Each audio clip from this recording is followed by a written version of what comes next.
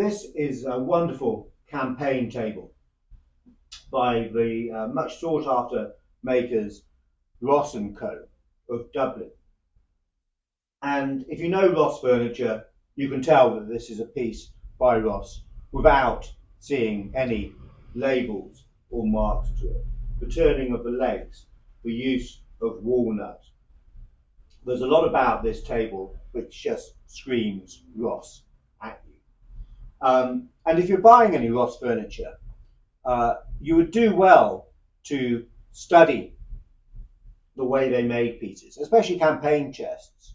They've become a much sought after name, and recently we've even seen two campaign chests that were obviously not by Ross. Ross were quite particular in the way they made their campaign chests, and they've got telling characteristics. If you go and look at our maker section or archive on our website, campaignfurniture.com, and study those chests that we've got there by Ross, you'll see and you'll understand how they did things.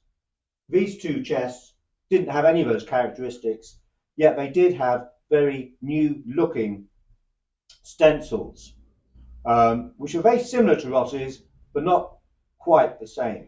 So just be wary. There's some bad people out there who are looking to make more money by enhancing items by putting a false name on them. Always good to do your homework. So anyway, enough about that. Onto this really lovely table. Now, of course, it's made to dismantle. It looks just like a domestic piece of campaign furniture. The legs unscrew, as you would expect. Probably would have had a packing case for it all to go in, which is why Ross weren't too fussed about having these overhanging mouldings. They all would have been protected in the case. It was more important for Ross to be selling a piece of furniture which was fashionable to the day, but would make the officer who bought it look up to date and contemporary and be able to show off. That's another reason why you've got these very stylized brass handles. Now, we've seen, I think, two other Ross library tables like this. Both of them were a little bit bigger than this. This is really quite a nice sweet size. One of them had the same legs with the distinctive turnings and these bobbles to this top turning up here. Neither of them had this lovely wavy cut moulding to them, but nevertheless they were by Ross. So let's have a look at the label.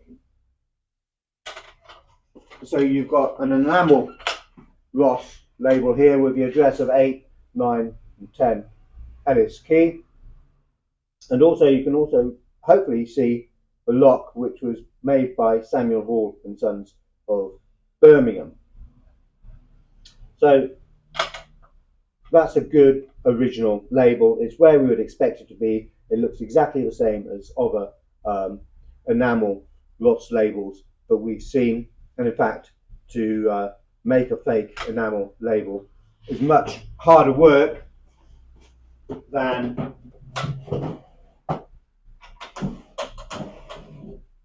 doing a stencil.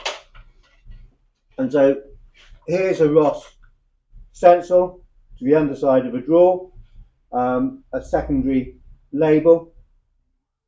It's got lots of nice wear to it, age-related wear, and you can tell that that has been on there for a long time. It looks very good. Right. Well, I think it's probably time to speed up the video and dismantle the table to show you exactly how it all comes apart for travel.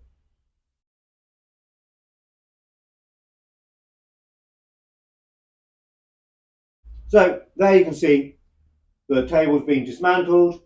The four legs with these good long steel bolts which lock into the underside of the table into the corners are removed. And now that they're removed, let's have a closer look And they've got Ross's distinctive numbering system. You might expect the forelegs to be numbered 1 to 4. Well, they're not. They're numbered 2 to 5, and they're stamped either side of the bolt. You can see there we've got 3, and on this one we've got 5, with corresponding numbers to the underside of the top to show you where they would fit. And that font is typical of Ross as well, as is the numbering system. Ross's numbering on their parts throw up some really funny combinations with numbers in the 30s and 40s. I think we might have even had forelegs that were numbered in the 70s. And this is probably due to the volume of items that Ross were making. So in their workshop, they could identify the correct pieces to the rest of the piece of furniture. But also, of course, it would aid the officer. They were selling a lot of furniture, and if some of his fellow officers had similar items of furniture, it would stop legs getting mixed up from one officer to the next. So, anyway, there we go. This is a really nice size Ross walnut library table. It's around about 1880 in date, and a really good bit of Irish campaign furniture. But remember, if you are thinking about buying a piece of Ross furniture, and you know it's really nice campaign furniture, a good maker, just do your homework beforehand, or talk to an expert, and just make sure that what you're buying is actually by Ross.